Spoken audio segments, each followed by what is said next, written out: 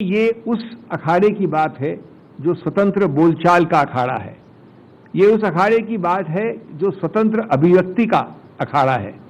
और सबसे बात, जैसा मैंने कहा, मूल बात है कि वहां पर किस प्रकार से नियंत्रण हो, ये कंट्रोल फ्रीक सरकार का उद्देश्य है। उस अखाड़े पे किस प्रकार से रोकथाम हो,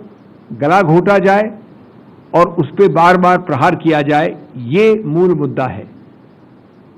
मानहानि के कानून को पूरी तरह से दुरुपयोग किया गया है उस उद्देश्य को हासिल करने के लिए। हम पूरी कानून न्याय व्यवस्था में पूरी आस्था रखते हैं और उच्चतम न्यायालय में पूरी आस्था रखते हैं, लेकिन सबसे बड़ा कोर्ट, मैं समझता हूं उच्चतम न्यायालय के भी ऊपर जो कोर्ट होता है वो है जनता का कोर्ट। और हमारा मानना है कि उस जनता के कोर्ट में ये जो लघु कुटीर, और लघु कुटीर जो एक उद्योग बना दिया गया है बीजेपी की कार्यकर्ताओं द्वारा, कॉटेज इंडस्ट्री, आरोप और प्रत्यारोप का, जिससे कि स्वतंत्र बोलना और विचार रखना रुक जाए,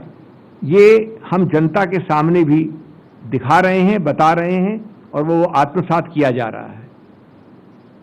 हमने ये भी रखा था आपके समक्ष पहले भी और कोर्ट में भी कि किस प्रकार से कानूनी कसरतें और व्यायाम किया गया था, लीगल जिम्नास्टिक्स, कि जो याचककर्ता शिकायत करता था उसने अपने ही ओरिजिनल शिकायत को स्थगित किया, रोकथाम की, खुद गया उसके विरुद्ध ट्रायल कोर्ट से हाई कोर्ट, उसको रुकवा दिया। अचानक शायद कोई शुभ अवसर देखकर इस साल पहले, कुछ महीनों पहले, याचककर्ता ने अपने ऊपर जो स्टे लिया था उसी स्टे को खारिज करवा के जल्दबाजी में 1.5 महीने में ये सुनवाई करके ये निर्णय लिया। तो मैं समझता हूं इस मुद्दे को भी हम सामने रखेंगे उच्चतम न्यायालय में। अंत में मैं ये कहना चाहूंगा कि ये एक, और जो मैंने आपके समक्ष 23 मार्च को, 24 मार्च को, उसके बाद 20 अप्रैल को भी रखा था, कुछ हद तक मैं समझता हूं कि मेरी भविष्यवाणियां जो तब लिखित रूप से आपके सामने रखी थी वो सही सिद्ध हो रही हैं। उस वक्त भी मैंने कहा था कि ये जो प्रतिशोध की राजनीति दिखाई जा रही है, ये एक व्यवस्थित रूप से निर्बल बनाने का प्रयत्न है हमारे गणतंत्र और लोकतंत्र को, और जैसा मैंने कहा, गला घोटने का प्रयत्न है लोकतंत्र और गणतंत्र का। मैंने ये भी कहा था आपके समक्ष कि कितना भी आप प्रहार करें, इंटिमिडेशन, हैरेसमेंट करें, कितना भी आप जेल से डराएं, मैं नहीं समझता कि श्री राहुल गांधी इस प्रकार की चीज़ों से किसी रूप से कभी भी, उनका ट्रैक रिकॉर्ड दिखाता है, कभी डरे हैं। वो एक सत्य के राह के निडर यात्री हैं और वो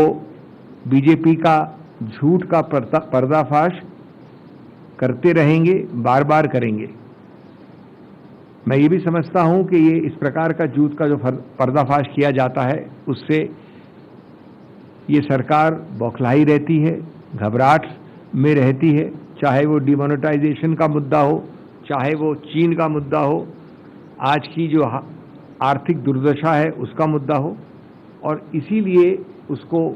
भुलाने, छुपाने, डाइग्रेस करने के प्रयत्न आप बार बार देखते हैं। हमें विश्वास है अंत में कि न्यायपालिका सत्य का ही साथ देगी, अहंकारी सत्ता को अंत में एक कड़ा जवाब मिलेगा